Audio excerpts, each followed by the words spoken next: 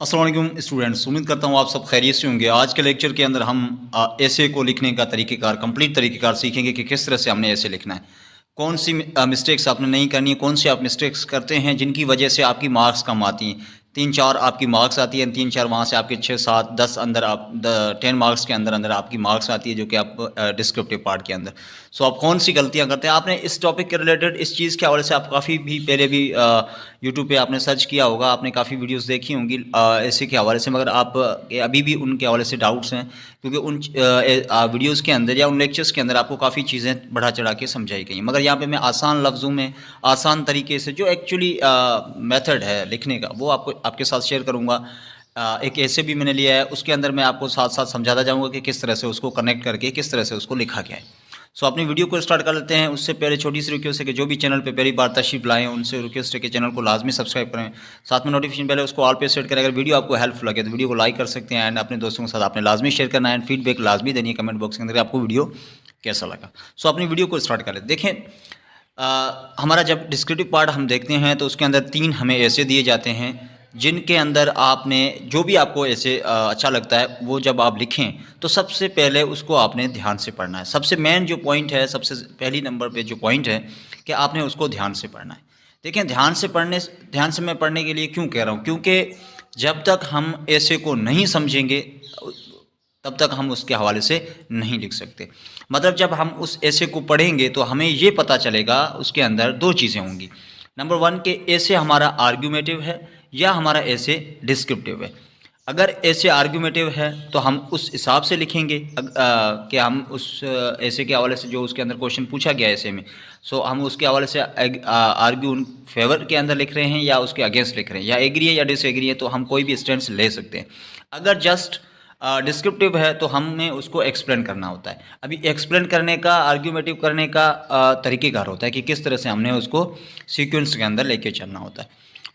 अब ऐसे के अंदर होता क्या है, हम इंट्रोडक्शन किस तरह से देंगे। इंट्रोडक्शन के अंदर हमने एक पैराग्राफ देना होता है, सिर्फ एक ही पैराग्राफ, चाहे 4-5 लाइनें हम उसको लिखेंगे, एक ही पैराग्राफ के अंदर हम उसको समझाएंगे उस टॉपिक के रिलेटेड। जैसे यहाँ पे मैंने एक टॉपिक लिखा है, role of youth in nation building. तो अब इसका हम देखिए, इंट्रोडक्शन में आपको दिखाता हूँ कि किस तरह से इसका इंट्रोडक्शन होगा। तो इसके अंदर हम क्या लिखेंगे, यूथ के हवाले से उसकी इंट्रोडक्शन देंगे, उसकी इंपॉर्टेंस, ठीक है, एंड उसका थीसिस स्टेटमेंट हम उसको प्रोवाइड करेंगे।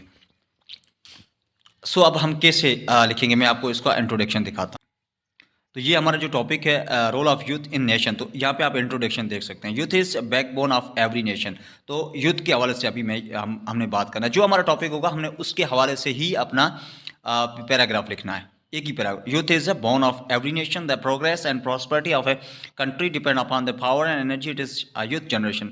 In Pakistan, almost 60% of the population consists of youth, which show how important their role in the shaping the future of country. देखें, इसके अंदर 3 चीज़ें मैंने जो आपको बताई थी वो हो गई कि भाई सबसे पहले हमने टॉपिक के हवाले से बताना है कि यूथ क्या है। यूथ अभी जो भी टॉपिक है उसके हवाले से हमने बताना है कि वो हमारा टॉपिक किसके रिलेटेड है। तो यहाँ पे देखें, youth is a backbone of every nation. तो यूथ के हवाले से स्टार्ट किया, the progress and prosperity of the country depend upon the, अभी इसकी इंपॉर्टेंस भी हमने बात कर ली, एंड उसका जो स्टेटमेंट है उसके हवाले से कि भाई आगे उसके अंदर क्या क्या चीज़ें हैं, कि कितने पे वो डिपेंड करता है, उस हिसाब से भी हमने यहाँ पे बताया क्या उसकी इंपॉर्टेंस है। तो ये दोनों चीज़ें हमारी इंट्रोडक्शन के अंदर आ जाएंगी। नेक्स्ट जो हमारा पार्ट है वो है मैन बॉडी पार्ट। उसके अंदर हमने 2 से 3 पैराग्राफ लिखने हैं, ठीक है। अब हमने 2 से 3 पैराग्राफ लिखने हैं, मगर अब उसको किस तरह से लिख रहे हैं। जो हमने इंट्रोडक्शन दिया था, जो हमने पैराग्राफ दिया था, तो उसको आगे हमने फर्दर क्या करना है, कंटिन्यू करना है, उसको एक्सप्लेन करना है, क्योंकि हमने सीरीज़ के अंदर लेके आना है। ऐसा नहीं है कि हमने इंट्रोडक्शन के अंदर और चीज़ें लिखी है और हम अभी एक्सप्लेनेशन के अंदर और चीज़ें लिख रहे हैं, नहीं। तो अभी उसको हमने आगे कंटिन्यू करना है। यही हमारा ऐसे का एक सिग्निफिकेंट होता है, यही तरीक़ेकार होता है। इसी तरीके से आप ऐसे के अंदर 15 में से 13-14 मार्क्स ऑब्टेन कर सकते हैं।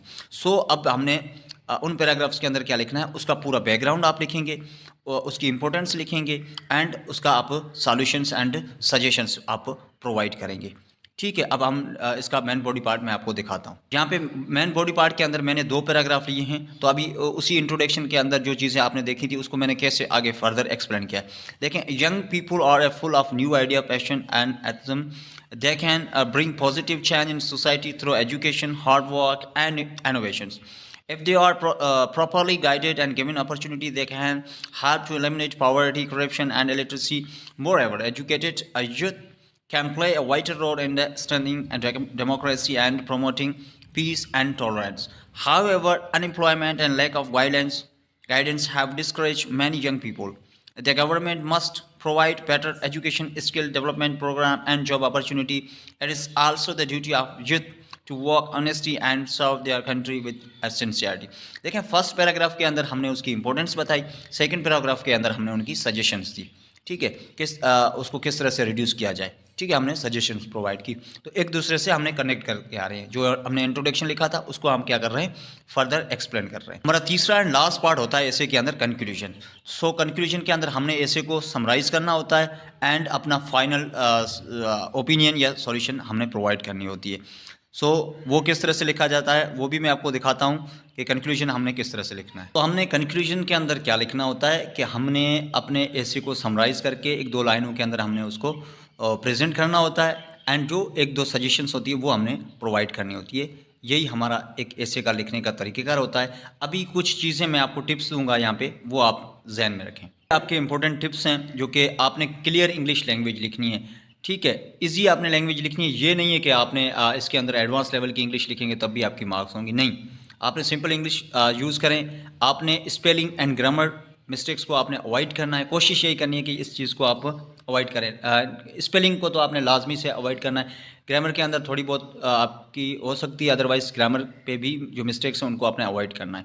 लाइन अपनी जो है लाइन्स वो स्ट्रेट रखें, दोनों साइड आप लाइनें लगा दें एंड उसके बीच में आप लिखना स्टार्ट करें एंड आप कोशिश यही करेंगे लाइन आपके आगे पीछे ना हो। आपका जो एसे होगा वो 200 वर्ड से लेकर 250 वर्ड्स के बीच में आप रखें ताकि आपका अच्छा एंड बेहतरीन आपका एसे प्रेजेंट आप कर सकें। एंड आपने जो एसे के अंदर टाइम देना है वो 15 मिनट तक आप उसको ऐसे लिख सकते हैं। एंड अब ये 15 मिनट के अंदर आप तब ऐसे लिखेंगे जब आप रेगुलर बेस पे उसकी प्रैक्टिस करेंगे।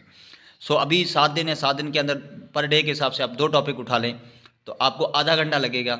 ठीक है, डेली बेस पे अलग से इसका आधा घंटा निकाल के 2 ऐसे लिखना शुरू कर दें पास पेपर से एंड आपकी प्रैक्टिस हो जाएगी, आप अपना ऐसे अच्छा लिख सकते हैं। तो जो तरीक़ेकार था वो मैंने आपको बता दिया, इस तरह से आपने लिखना है। अभी एक और मेन चीज़ होती है जिसके अंदर आप काफ़ी मिस्टेक्स करते हैं।